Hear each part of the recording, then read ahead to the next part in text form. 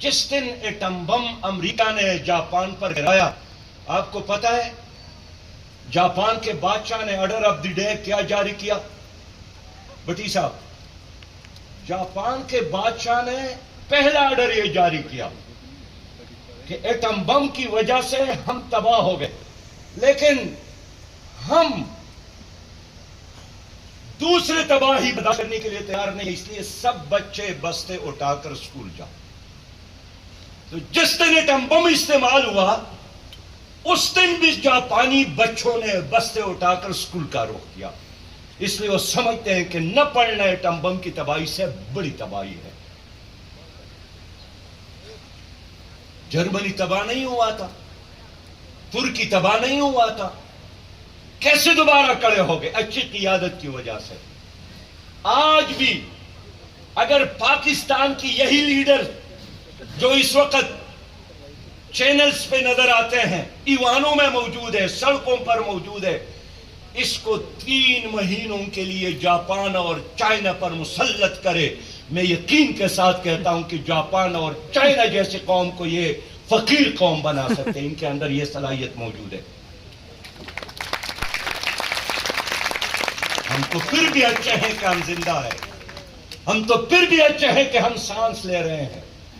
میں نے قریب سے دیکھا ہے اس پوری قیادت کو، میں نے قریب سے دیکھا ہے اسلام آباد کی ایوانوں میں ان حکمرانوں کو، ان کو نہ دین کا شعور ہے اور نہ دنیا کو چلانے کا سلیقہ اور طریقہ آتا ہے، اس لیے کہ سارے شہزادے ہیں، یہ سارے اوپر سے مسلط کردہ ہے۔ رات کے اندھیرے میں معین قریشی کراچی ایئرپورٹ پر اترتے ہیں، لوگوں نے پوچھا آپ کون ہیں؟ میں کہا آپ کو پتہ نہیں ہے میں اس ملک کا وزیر اعظم ہوں، اور شناختی کارڈ ایئرپورٹ ہی پر ان کو تھما دیا گیا۔ اچانک شوکت عزیز صاحب آئے، بابا آپ کون ہیں؟ انہوں نے کہا کہ میں تو یہاں وزیر خزانہ بنوں گا، اٹک سے الیکشن لڑوں گا، اور پھر چلتے چلتے وزیر اعظم بن گئے۔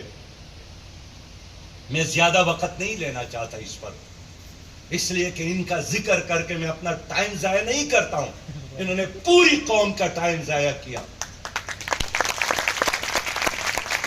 میرے بھائیوں، اس لیے انہوں نے ریلوے کو تباہ کیا، انہوں نے پی اے کو تباہ کیا، انہوں نے پی ٹی سی ایل کو تباہ کیا، انہوں نے اسٹیل مل کو تباہ کیا، انہوں نے آپ کو تباہ کیا، آپ کی کرنسی کو تباہ کی۔ آپ کا پاسپورٹ، گرین پاسپورٹ، اس وقت دنیا کے کم ترین 10 ممالک میں آپ کا پاسپورٹ شامل ہے۔ آپ کے عدالتی نظام تباہ ہے، آپ کا الیکشن کمیشن بے وقار ہے، آپ کی قومی اسمبلی صرف اس پر خرچ ہوتا ہے، وہ ڈیلیور نہیں کر رہا ہے۔ یہ تو شاید کچھ اچھے لوگ، آپ جیسے لوگ موجود ہیں، ان کی وجہ سے نظام چل رہا ہے، ورنہ انڈیا کے ایٹم بم سے زیادہ خطرناک ہے اس وقت یہ جو سانپ اور بچھو اور درندے اور اژدہے ہماری وانوں اور سیاستدانوں کی صورت میں موجود ہے۔ ان کی وجہ سے پاکستان ٹوٹا ہے، ان کی وجہ سے ہم نظریے سے محروم رہے۔ کاش یہ معیشت کو بھی بہتر بنا سکتی۔ اور آج میں ان سے درخواست کرتا ہوں کہ آپ جلسے اور بیانات اور پریس کانفرنس نہ کریں، آپ قوم کو یہ بتائیں کہ اللہ نے ایک بار نہیں بار بار آپ کو موقع دیا ہے، تو 2.25 کروڑ بے تعلیم بچوں میں سے کتنے بچوں کو آپ نے پڑھایا؟ 85% پاکستانی گندا پانی پیتا ہے، جس کی وجہ سے ہر 5واں پاکستانی بیمار اور ڈپریشن کا شکار ہے۔ آپ نے کتنا صاف پانی مہیا کیا؟ 79 ملین ایکڑ زمین اگر موجود ہے، آپ نے کتنا زمین زیر کاش لایا؟ یہ نہیں بتا سکتے ہیں، اس لیے ان کو نہیں چھیڑتے ہیں۔ میں آپ سے درخواست کرتا ہوں کہ اگر اللہ تعالیٰ نے ہمیں موقع دیا، ہمارا پہلا کام یہی ہونا چاہیے کہ ہم پاکستان میں کرپشن کو ختم کر لے۔ کرپشن وہی ختم کر سکتا ہے جو خود دیانتدار ہو۔ پاناما لیکس کے خلاف میں سپریم کورٹ گیا تھا، 436 افراد کے نام اس میں شامل ہیں اور اس میں تمام سیاسی جماعتوں کے لوگ شامل ہیں، اس لیے کسی نے ان پر ہاتھ نہیں اٹھایا۔ پنڈورا پیپر میں 700 لوگ، تمام سیاسی جماعتوں اور بیوروکریٹ اور سابق جرنیلوں کے نام۔ یہی مالی دہشت گرد ہے، یہ معاشی دہشت گرد ہے۔ انہی معاشی دہشت گردوں کی وجہ سے آپ غریب ہیں، آپ محروم ہیں، آپ مظلوم ہیں۔ کسی نے اس پر ہاتھ نہیں اٹھایا، اس لیے کہ وہ سب کے سب با اثر لوگ ہیں۔ کل ثاقب نثار صاحب، ثاقب نثار سابق چیف جسٹس نے بھی فرمایا کہ پاکستان کی عدالتوں میں انصاف نہیں ملتا، پاکستان کی عدالتیں ڈیلیور نہیں کرتا۔ تو میں آپ سے یہی کہنا چاہتا ہوں کہ کرپشن کو ختم کرنا ہے، اور پھر سودی نظام، ضیاء بھائی، سودی نظام کے ہوتے ہوئے پاکستان تباہ تو ہو سکتے ہے، ترقی نہیں کر سکتا ہے۔ میں دلیل کی بنیاد پہ بات اس لیے کرتا ہوں کہ خیبر پختونخوا کا منسٹر جب میں بنا، پہلے دن سے میں نے طے کیا تھا کہ میں سودی نظام ختم کروں گا، اور سال بعد مجھے اس میں کامیابی ہوئی، قائل کرنے میں کامیاب ہو گئے، اور خیبر بینک کے تحت ہم نے ایک غیر سود نظام شروع کیا۔ میرے پاس جرمن بینک کا پیسہ تھا، تو یہاں خبر لگی کہ خطرناک وزیر خزانہ بن گیا ہے اور یہ تمہارا پیسہ ضائع کرے گا، تو میں خود اس کو قائل کرنے کے لیے جرمن گیا۔